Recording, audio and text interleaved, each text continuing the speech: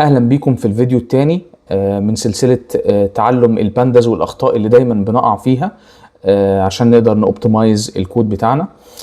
في الفيديو دوت هنتكلم عن مشكلة الاوفر سايزنج بتاع الميموري، بحيث ان البانداز لما بتيجي تانيشالايز داتا فريم او كولوم بيحجز او بياكل مساحة كبيرة جدا من الميموري من غير ما تحس. تعالوا في الفيديو دوت نتفرج ونشوف ازاي نقدر نحل المشكلة ديت وازاي نوفر مساحة الرام او الميموري as much as possible. يلا بينا.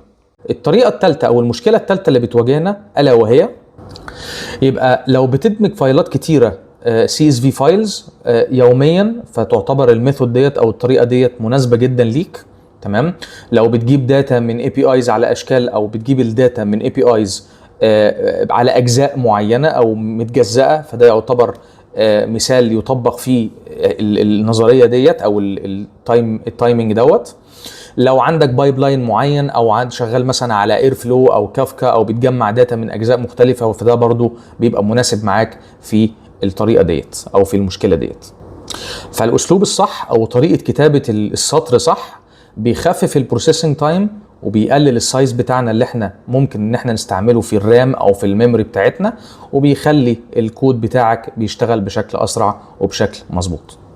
نيجي للمشكلة الثالثة اللي بتواجهنا، اللي هو ان انت مش بتعمل داون كاستنج للنيوميريكال كولومز.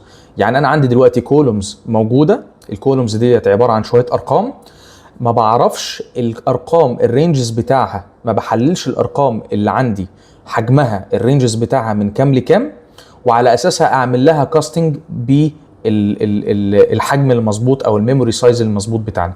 مثال بسيط، تعالى كده ببساطه شديده اوريك حاجه البانداس بيعملها من غير ما تحس، بياكل من الميموري بتاعك وانت لازم تاخد بالك منها.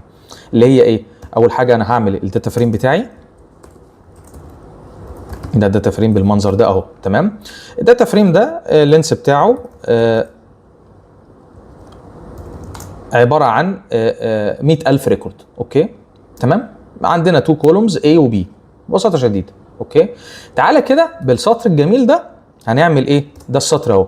السطر ده هيعمل ايه؟ هيحسب الميموري اللي تم استخدامها في الداتا فريم ده لكل الكولومز، هجمعهم. تمام.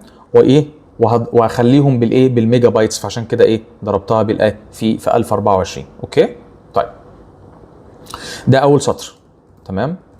تعال نرن كده الكود ده، طلع معايا 0.7 ميجا بايت. اوكي طيب، تعال بقى معايا الطريقه. انا دلوقتي عندي الارقام بتاعتي، هتلاقي الارقام بتاعتي تتراوح من 1 ل 100، يعني ارقام لا تتعدى 3 ديجيتس، اخرك 3 ديجيتس. اوكي، يبقى انا ليه دايما اقول للبانداز احجز لي، وده اللي اكشلي بيحصل دلوقتي، البانداز بيعمل كده اوتوماتيكلي، بيحجز لي الكولومز بتاعتي لكل ريكورد باي ديفولت انتجر 64 او فلوت 64.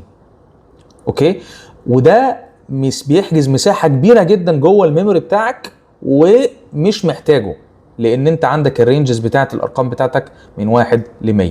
اوكي، تعالى بقى اوريك الطريقه الافيشنت اللي ممكن تحجز بيها، او ان انت تقدر تداون كاست الداتا بتاعتك دي عن طريق كالاتي. اول حاجه هنعمل فور لوب بسيطه على الكولومز بتاعتنا من A اللي هي الاي و B.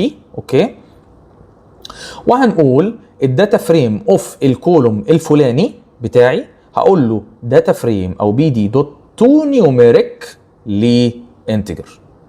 تمام. تعالى بقى دلوقتي نحسب الميموري بعد، يعني تعال نرن ده ونرن الكولوم دوت او الكوماند ده، وبعد كده نحسب الميموري بعد ما عملنا داون كاستنج للداتا بتاعتنا. نزلت من 0.7 ل 0.1، يبقى انا دلوقتي وفرت تقريبا 75% من استهلاك الذاكره او من استهلاك الميموري بتاعي، وده مهم جدا. ليه؟ البيانات الصغيره اللي زي دي 100,000 ريكورد وفرت عليا 0.75 ميجا بايت. تخيل لو عندك مليون صف، التوفير هيبقى عندك 5.7 ميجا بايت. 5.7 ميجا بايت. طب تخيل لو عندك 10 مليون ريكورد، التوفير بتاعك هيبقى 57 ميجا بايت. هيفرق جدا في استهلاك الرام، هيفرق جدا في استهلاك التحميل او سرعه التحميل او البروسيسنج، هيفرق جدا في الاداء بتاع العمليات الحسابيه، التجميع، الاي تي ال بتاعتك، الاكستراكشن، الترانسفورميشن، كل العمليات الحسابيه اللي انت او التصفيه والفلترنج اللي انت عايز تشتغل عليه.